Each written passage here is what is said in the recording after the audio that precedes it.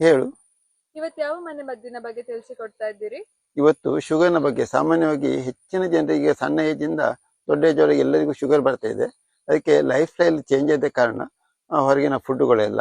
ಅದಕ್ಕೆ ಮೇನ್ ಆಗಿ ಶುಗರ್ ಇದೆ ಅಂತ ಗೊತ್ತಾದ್ರೆ ಆಫ್ಟರ್ ಫುಡ್ 2 ಗಂಟೆ ನಂತರ RBS ಅಲ್ಲಿ ನಿಮ್ಗೆ 200 ಒಳಗೆ ಇದ್ರೆ ಮನೆ ಮದ್ದಲ್ಲೇ ಕಂಟ್ರೋಲ್ ಮಾಡ್ಲಿಕ್ಕೆ ಆಗುತ್ತೆ. ಫುಡ್ ಕಂಟ್ರೋಲ್ ಮಾಡಿಕೊಂಡು ಫುಡ್ಡಲ್ಲಿ ಜಂಕ್ ಫುಡ್ ಎಲ್ಲ ಬಿಡಬೇಕು, ಸ್ವೀಟ್ಗಳನ್ನೆಲ್ಲ ಬಿಡಬೇಕು. ನೀವು ಬೆಳಿಗ್ಗೆ ಎದ್ದು ಹಲ್ಲುಜ್ಜಿದ ತಕ್ಷಣ 2 ಮಾವಿನ ಎಲೆ, ಇಂಥ ಎಲೆ 2 ಹೀಗೆ ತೆಗಿಬೇಕು. 2 ಮಾವಿನ ಎಲೆಯನ್ನು ಚೆನ್ನಾಗಿ ತೊಳಿಬೇಕು. ತೊಳೆದು ಇದನ್ನ ತುಟ್ಟು ಸಮೇತ ಹೀಗೆ ಮಾಡಿ ಮರ್ಚಿಕೊಳ್ಬೇಕು. ಮರ್ಚಿಕೊಂಡು ಬಾಯಿಗೆ ಹಾಕೊಂಡು ಚೆನ್ನಾಗಿ ಅಗಿಬೇಕು. ಅಗದು ಆ ರಸ ನುಂಗ್ತಾ ಇರಬೇಕು. ಒಂದು 5 ನಿಮಿಷ ಚೆನ್ನಾಗಿ ಅಗಿತಾ ಇದ್ದು ರಸ ನುಂಗಿ ಆಮೇಲೆ ಜೊಗಟೆಯನ್ನು ಬಿಸಾಡಬೇಕು. ಆಮೇಲೆ ಅರ್ಧ ಗಂಟೆ ಬಿಟ್ಟು ನೀರು, ಕಾಫಿ, ಚಾವು ಕುಡಿಬಹುದು. ಯಾವ ಮಾವಿನ ಎಲೆ ಆಗ್ತದಾ? ಮಾವಿನ ಎಲೆಯಲ್ಲಿ ಕಾಡು ಮಾವು ಒಳ್ಳೇದು, ಸಿಗದೇ ಇದ್ರೆ ಕಸಿ ಮಾವು ಆಗತ್ತೆ.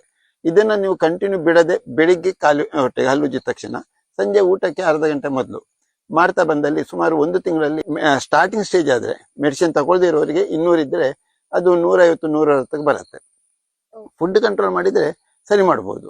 ಇನ್ನು 200ರಿಂದ ಮೇಲೆ ಇದ್ರೆ ಆಗ ಮಾತ್ರ ಇಂಗ್ಲಿಷ್ ಮಾತ್ರ ಬಿಡಬಾರ್ದು. ನೀವು ಯಾವ ಮಾತ್ರ ಇಂಗ್ಲಿಷ್ ಅಂತ ನೀವು ಯಾವ ತಗೊಳ್ತೀರೋ ಅದನ್ನ ಮಾಡ್ತಾ ಅದ್ರೊಟ್ಟಿಗೆ ಈ ಮದ್ದು ಮಾಡಿದ್ರೆ ನಿಮ್ಗೆ ಶುಗರ್ ಅನ್ನ ಕಡಿಮೆ ಮಾಡ್ಲಿಕ್ಕೆ ಸಾಧ್ಯ ಉಂಟು. Okay, thank you.